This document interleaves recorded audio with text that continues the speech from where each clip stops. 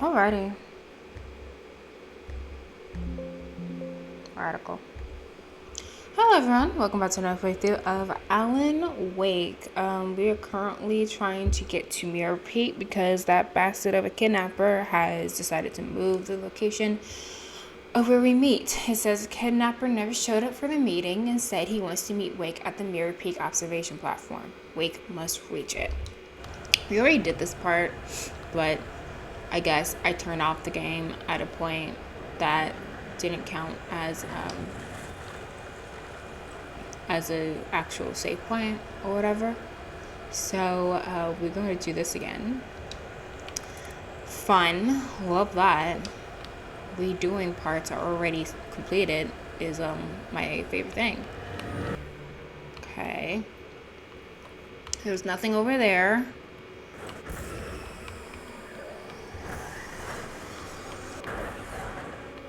There's got to be a way for me to get rid of those things before having to go in. I need to destroy them before I actually enter.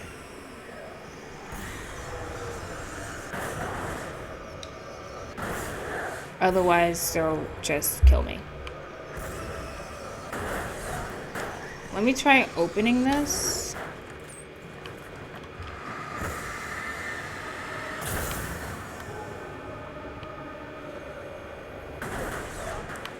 Come here.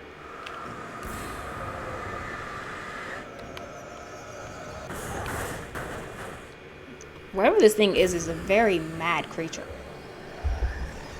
And I don't know who hurt you? I don't think it was me. Okay, crisis averted, I think. I hope. I pray. Please. Okay, we're good. Oh.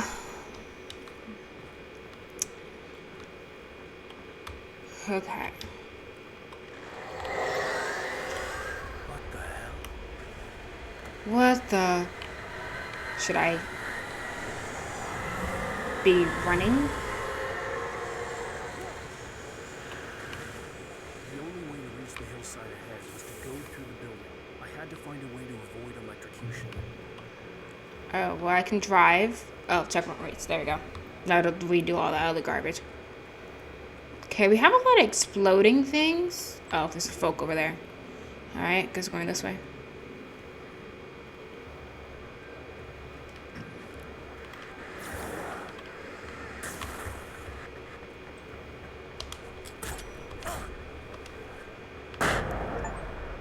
Kill for taken with a flashbang. Jeez. Jeez! Those guys are annoying.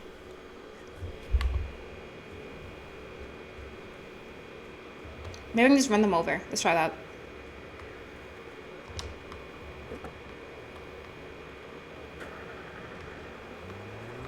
Just avoid exploding myself.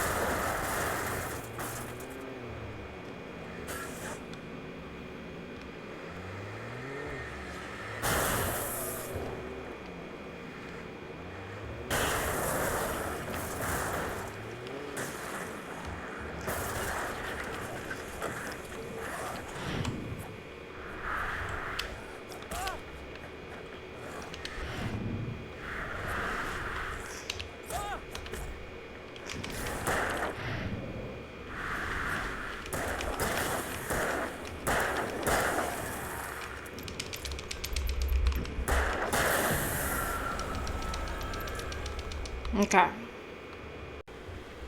had no real plan. I was going to give the kidnapper all the manuscript pages I had for Alice. If that wasn't enough, I'd hold him at gunpoint and make him talk. Let's try going this way first. I don't know if this will make any difference.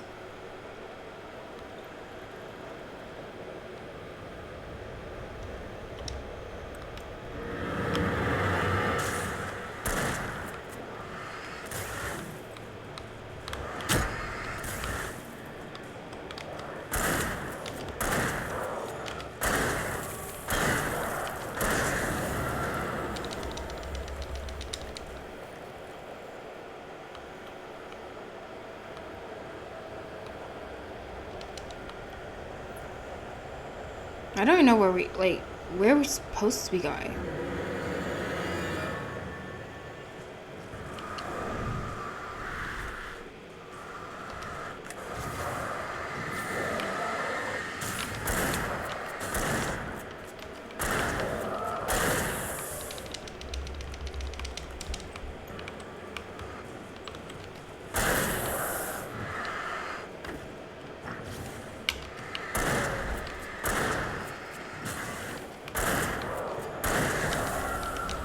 Thought he was already down.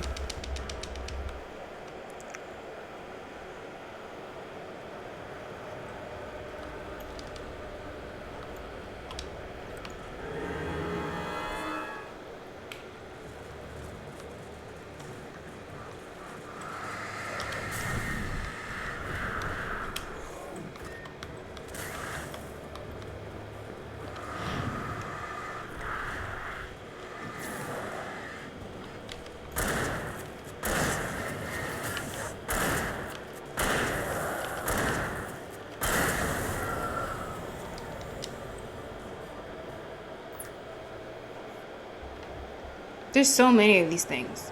There's too many of these things.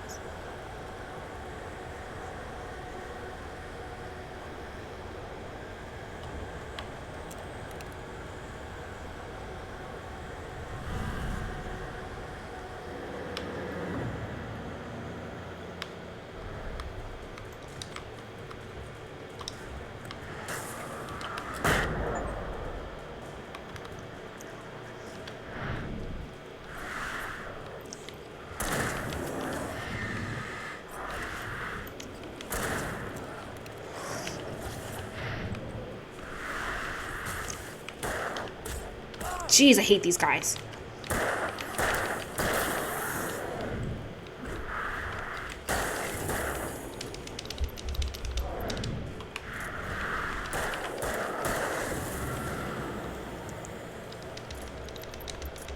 Jeez.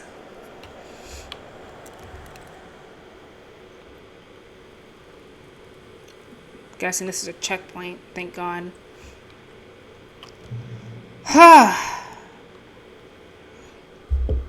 Nah. I was thinking maybe I should head back, but I don't think there'd be any real purpose to doing that. The dark presence was moving ahead of me in the same direction I was going. A cold feeling settled itself in the pit of my stomach. Was it going for Alice? Checkpoint reached. What are we in, a graveyard? The graveyard shift may cause cancer. What? The freak? Okay, I don't have time for this.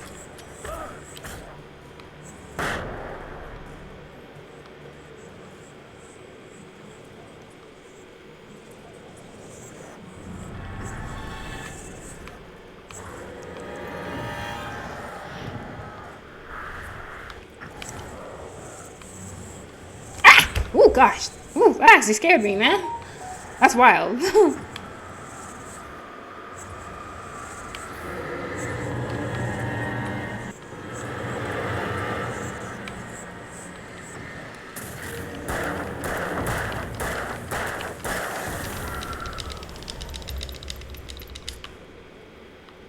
Alright. Alright, here we go.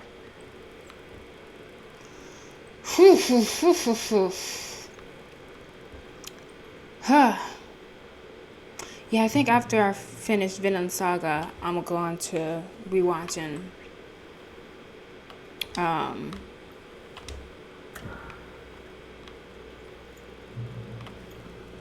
Fire Force. So I'm ready for season 3. Let me make sure the recording's working. Because recently it's been acting like a fool. Okay. Cool.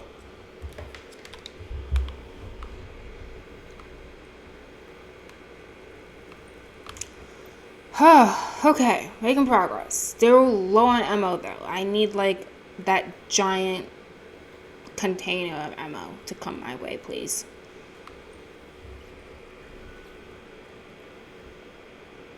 The place was dead. A ghost town. Had been for decades, maybe a century. cross the ghost town. I can see this is going. Oh crap. Okay. A ghost. Crap. Didn't move around. Didn't move fast enough. Whoops. Oh crap. I pressed the wrong button. I forgot. Okay, it's that. I'm pressing the wrong button for dodge. That's the issue. Like an idiot. An absolute loony. Okay.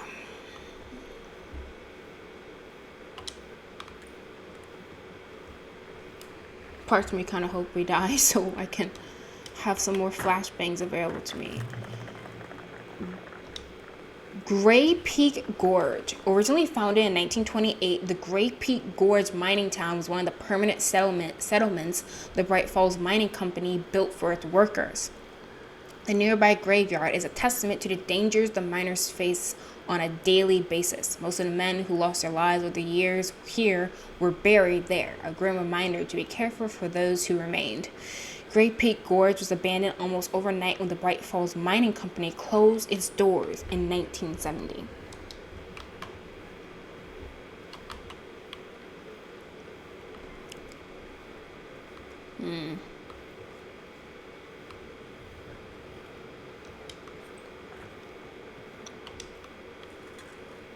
I guess that was one thing that was over there, a thermos.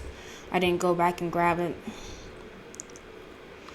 I didn't want to die, so guess we just lost a thermos. And luckily this game's like divided into chapters, so like if I want I can just go into a chapter and go and get it.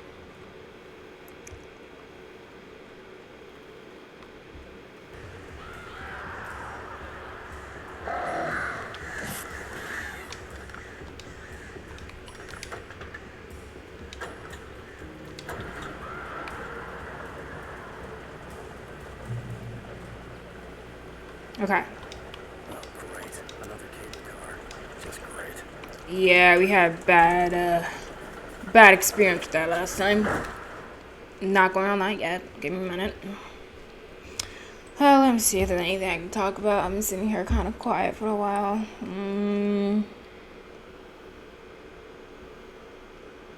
Oh yeah, I've listened to some Am I the A-hole stories from, what's his name? Dotton something, the red flag guy, the green red flag guy. That's how everyone calls him. What is it? Something Powell. I can't remember. Dustin Powell. I think that's it. And he was covering or reviewing or reading out this one AITA or AITA story where the thing was nice guys. And if you don't know it, a nice guy is someone who like pretends to be nice, but they're actually an entitled misogynistic biatch. So he was covering one of those guys, and in one of the stories in Reddit, because that's a whole Reddit thread on there, and one of the stories was this woman who had this really creepy, I think it was a fellow employee, and they started talking only because of work. They work together, so yeah, duh, they're gonna talk. But then I think in this one specifically, she was texting him because like, hey, there's a project that we gotta get done, can you get your portion done, blah blah blah, basic things. Oop, I'm dropped off. This guy decides to take this opportunity to shoot his shot and be like, hey, while we're out here for business, you want to go grab a couple of drinks? And she's like, flattered, but no, I'm in a relationship. Actually, I think this is a different story. I think that this one's also crazy though, so I'm also going to continue telling it.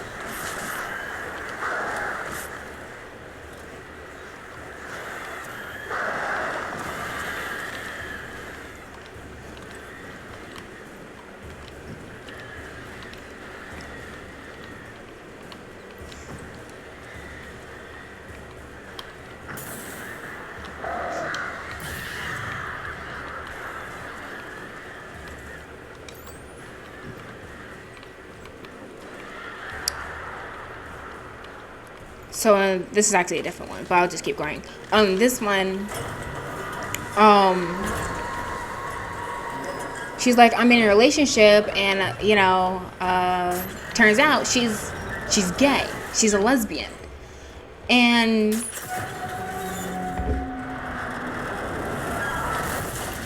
this guy, to say the very least, is persistent in the worst way physically possible.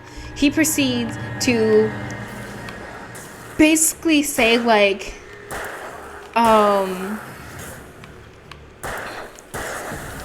trying to do you a favor. What you're doing isn't even biologically impossible. You cannot biologically be attracted to another woman. And like all this garbage.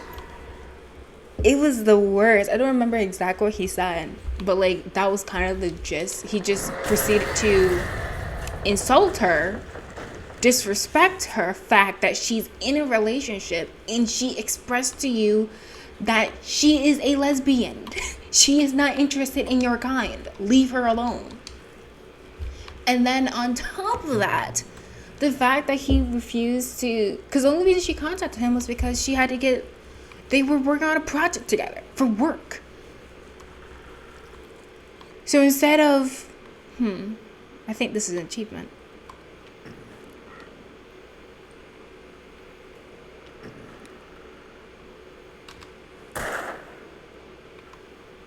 Come on, give me an achievement. No? Okay, just wasted ammo. That's fine. That's the only reason they were talking. So instead of like doing your job, you're trying to worry about trying to hook up with a lesbian. Like, bro, get your priorities together. Leave the girl alone. My goodness. Dude was insane. But the one I was thinking about isn't this one.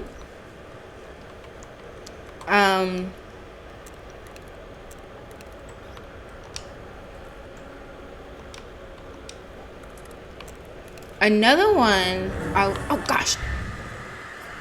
was thinking about was where, I think it was her boss,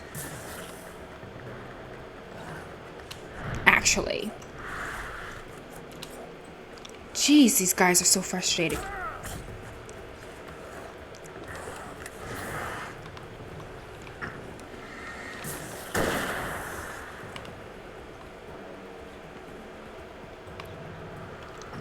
And I think out of nowhere, after not working at the company she was at for a while, because she had moved on to another job, I think she even moved out of town or something like that, she get a message from this guy. And he's like, I can give you this amazing life. I can do so much better than your current husband, even though she's literally married and I think with kids. He's like, I can give you so much more than your current husband. I can give you this amazing life. If I was your husband, you wouldn't even have to work. You'd be pampered. You get to stay home. You get to do all the housewomanly things. I can give you this amazing life, and I feel like you deserve that because you're an amazing woman. And she's like not even flattered, because what the heck? Not only is he basically insinuating that, oh wait a second,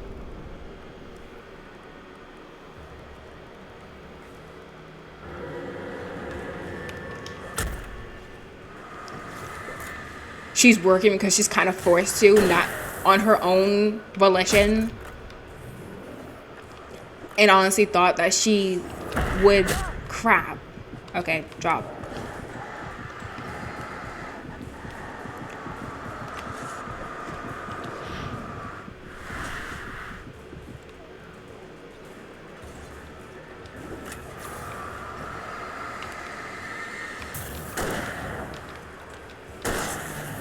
Okay, 2 shots, that's not bad.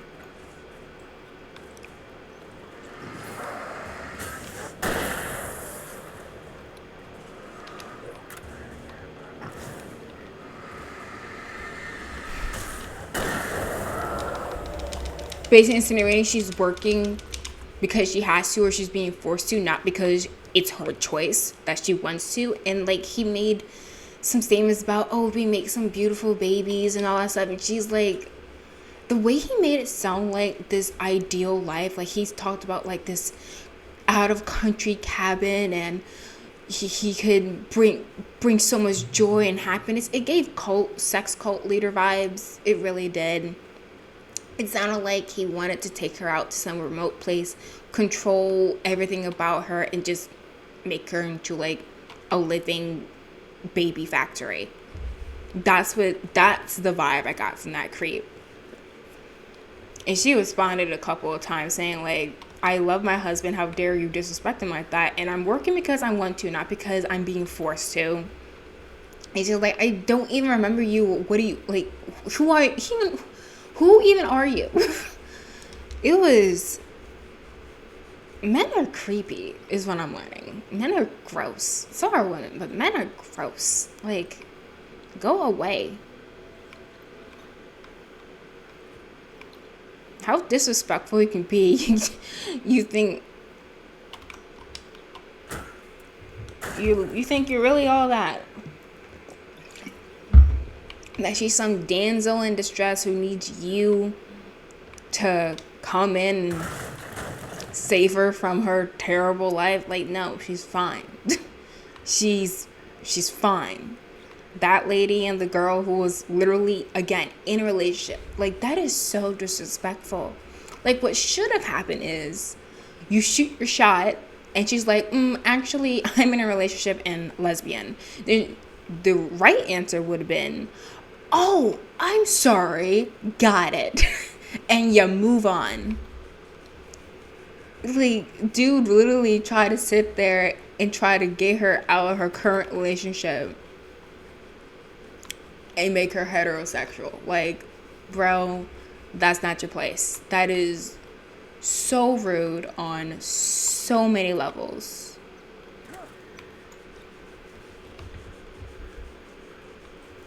Like, bro, what? And like, even if you were to try and make someone heterosexual or whatever, like, that's not how you do it. Not be a condescending creep.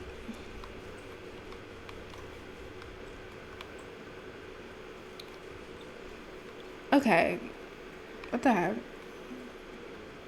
Like, that's a thing. But like, it's covered. Oh, here we go. A lot of kicking in doors.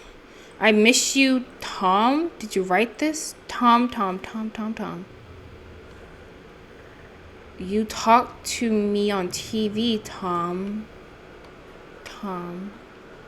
CW and TL. Tom, I miss you, Tom. Tom. I curse you, Thomas Zane.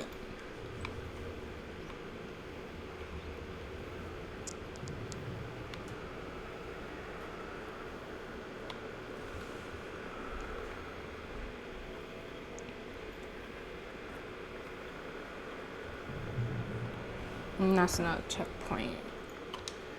I actually think I might stop there. I think I'm going for about an hour. Yeah? Oh.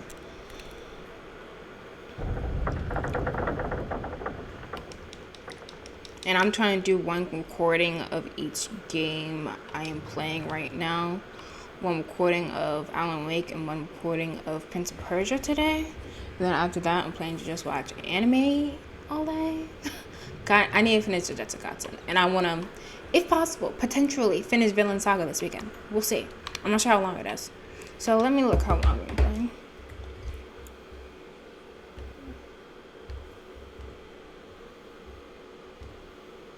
Yeah, about an hour. I think that's a good time. I wonder how many chapters there are.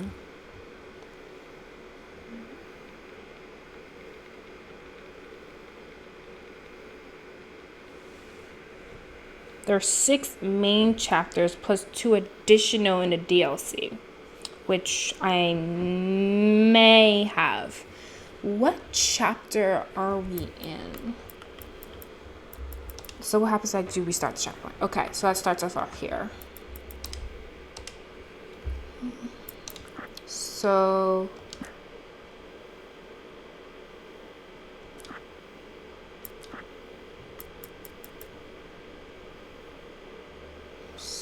we're in episode 3?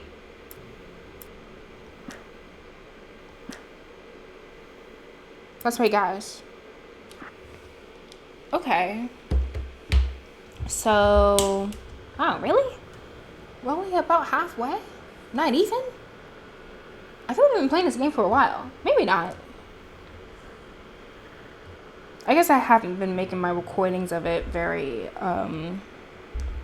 long. I guess it has only been about 3 weeks since we started playing this one. Alright, cool. Alright, so I think that's where we are going to stop. We're going to continue on from here next time. So let's see where we are. It says, cross the mountain ruins. The kidnapper told Wake to meet him at the Mirror Peak observation platform. Wake has reached the mountain itself. He is now approaching the platform. So we're almost on top of the kidnapper who has our wife. I'm very curious what's going to happen once we get to the kidnapper and what the wife is going to look like. Because the last time we saw her was when we were in the cabin. And then we heard her scream and that's it. Something's definitely wrong with her. Like, and it says with all these messages that saying like don't trust anything from the darkness, things like that, or the darkness looks like her. I think that was another hidden message we saw that makes me think that I forgot her name, the wife we're talking to is not his actual wife. So question being is, what or who is she? And then who is that mysterious lady who gave us the key to the cabin in the first place? Still a lot of unanswered questions. I'm still very confused about what is even reality in this game. It's like really blurring the line. And I feel like those TV segments with Alan talking is not explaining anything either.